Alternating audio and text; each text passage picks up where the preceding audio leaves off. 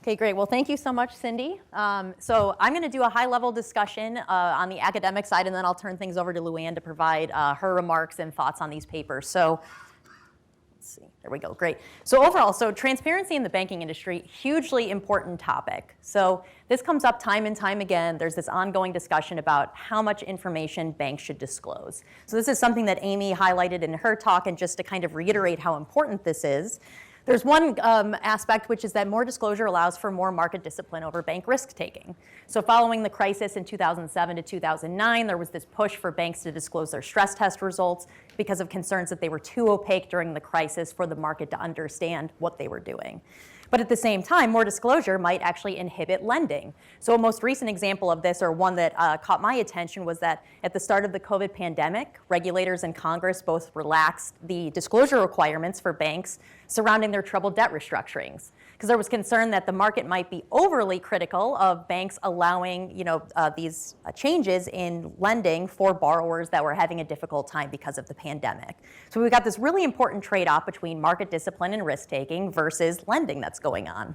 So these three papers, I think, all bring really interesting settings to this debate. And what I really liked in particular was that even though they're all kind of in this idea of transparency, the nature of the transparency is different. So what I'm going to do first is to ask a couple key questions related to each paper and try to put them in a common framework.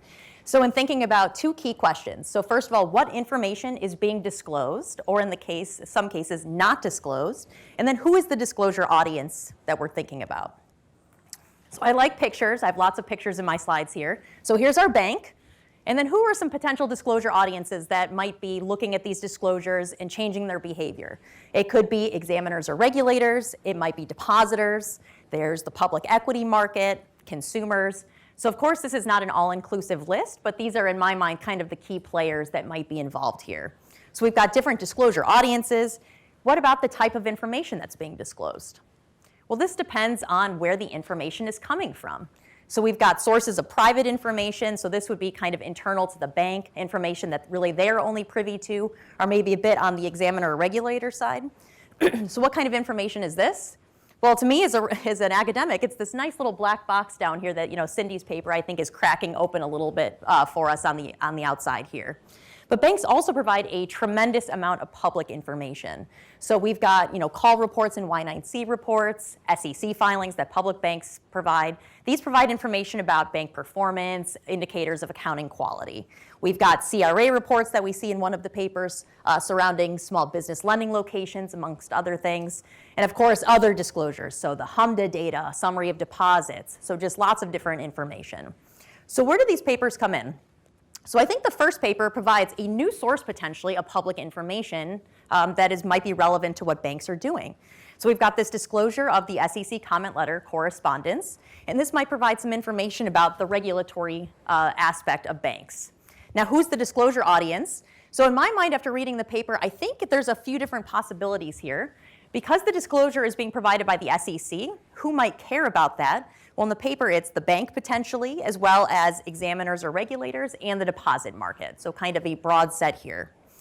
Now, the second paper then is looking at the consumer side. So an interesting aspect is that they're looking at potential non-disclosure of information. So here we're looking at the CRA and the fact that some banks are no longer providing the information, and whether that now is not allowing consumers to potentially discipline banks on the lending side. And then our third paper, there we go. Again, I think bringing in a new source of information that's cracking open this black box, which is the examination report that the examiners are actually writing. So again, not a disclosure that's stemming directly from the bank, but certainly relevant in terms of providing information about it. So who's the disclosure audience here? So I think potentially the bank, although there could be some additional possibilities here to explore. So this is kind of how I see the papers all fitting together in one common framework here. So then what I want to do is just talk about each paper briefly and just show you kind of how my, at least, interpretation of how the story in the paper proceeds, and then hopefully some suggestions for the authors about things to clarify or additional tests to run.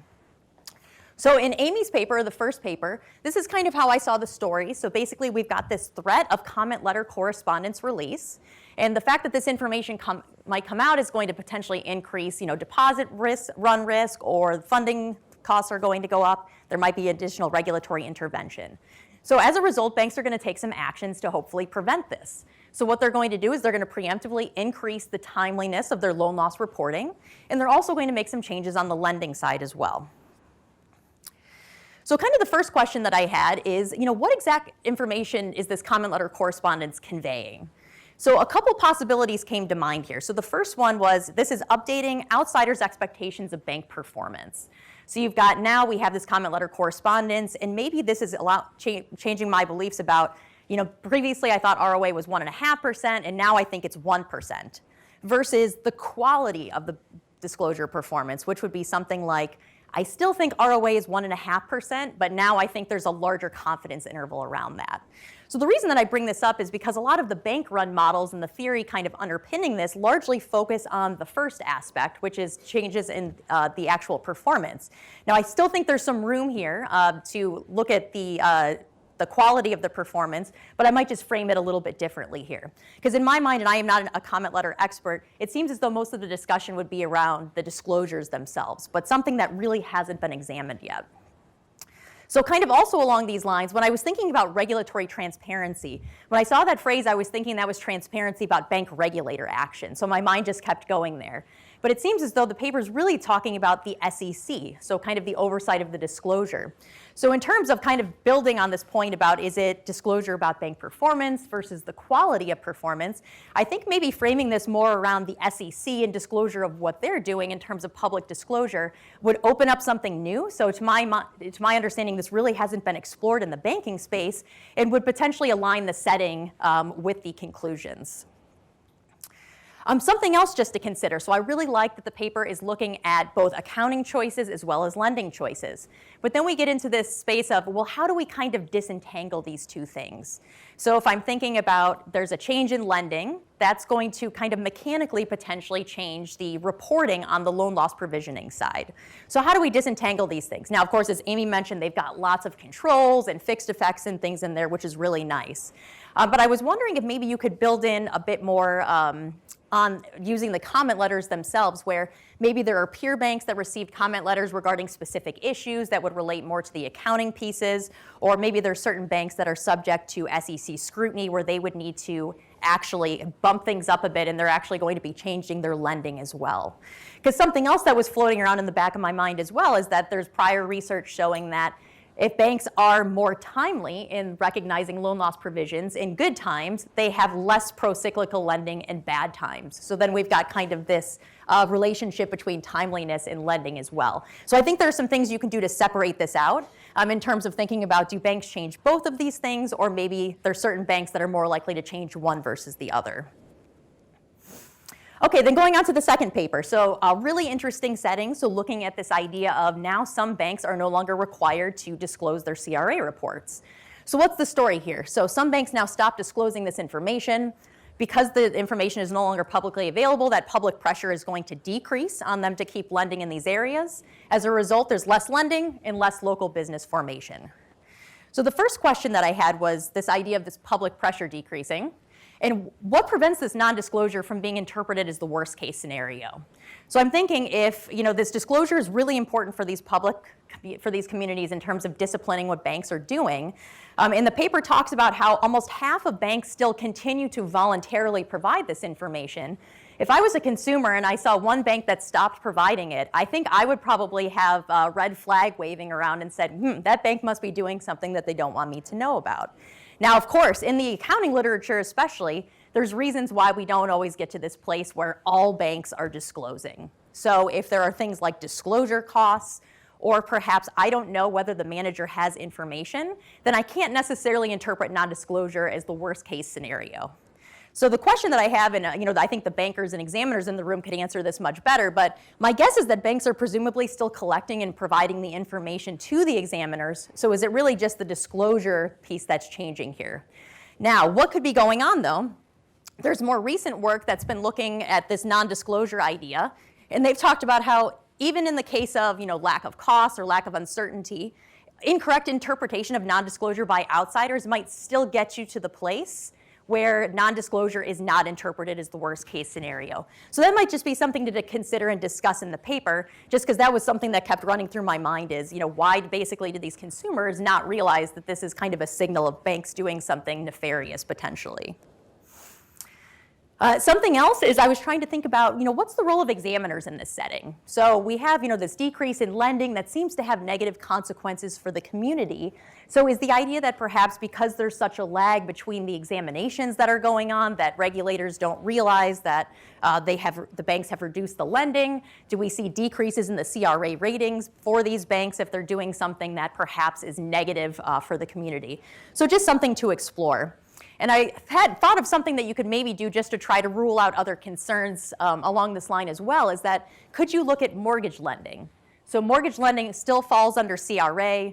To my knowledge, the information that was disclosed and is publicly available in HMDA did not change during this time. So could you look at those non-disclosing banks and see, did they also change mortgage lending in those areas where small business lending is decreasing? If you find the same results, then that might suggest that it's not just the disclosure. But if you found different results, I think that would potentially, with some assumptions, would allow us to put a little bit more weight into that. So just something to maybe consider if that would help, disentangle some of this.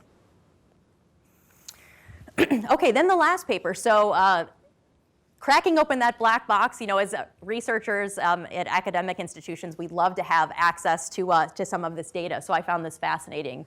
But we've got, bank examination. We've got bank examiners that are writing a report. Where there's been a lot of attention on the CAMELS rating, as Cindy mentioned. But they actually do some textual analysis here and look at the sentiment. And the idea here is that this examination report sentiment then predicts future bank performance. So I was thinking about this a lot in terms of what exactly is this examination report sentiment capturing? So is the idea that this report sentiment is directly associated with future bank performance and that this is actually providing incremental information relative to CAMELS ratings and all of the other regulatory influence that's going on? Or is it a proxy for regulatory influence, which would also be a driver of future bank performance? So just to kind of expand on my picture here. So presumably during a bank examination, there's some kind of regulatory influence, whether it's intentional or unintentional, in terms of maybe what banks are doing and what the regulators or examiners would perhaps like to see. So my guess, again, as an academic, is that this regulatory influence is going to affect what banks do, which also affects their future performance. So in terms of the sentiment here, I was trying to think about this idea that, they're controlling for CAMELS ratings, so that is incremental. But do we also want to be controlling for this regulatory influence so that the sentiment is capturing something in addition? Or is the idea instead that perhaps there's not this direct link here, it's that this examination report sentiment is kind of a proxy for this? Now, in my mind, these are both super interesting avenues, so I find either of them quite interesting. It's just a matter of interpretation. So are we basically using this as a proxy to capture kind of what's going on behind the scenes, or is this incremental signal of future performance? One thing I was wondering, I don't know what the data looks like, but do you have any kind of information on informal actions? So I know EDOs, the severe ones, are publicly disclosed. Is there anything informal that you could look at where you have some banks that have informal actions? If you could partition the sample and look at banks that have informal actions versus those that don't, if you find that there are stronger results when they have informal actions, maybe that suggests that the sentiment is partially capturing the influence. Now again, I find either of these really interesting. It's just a matter of the interpretation there. And then lastly, in terms of the ultimate takeaway, I was trying to think about, so who's learning information during the process? Is this the bank that's learning information? Is the regulator learning some information that then gets captured in the report? The prior work I know on CAMELS ratings has looked at and see, does the CAMELS rating does that information somewhat leak into the deposit and equity market through additional channels? Do we see something similar here, or is that less likely because this information is textual in nature and it's a little bit hard to capture? So just something, again, to consider just as a future avenue. So overall, 3 super interesting papers. Really enjoyed reading them. If you haven't read them, I would encourage you to. Really bringing some new insights in terms of bank transparency, which is a hugely important topic. So thank you again for this opportunity, and I wish you guys best of luck with the papers.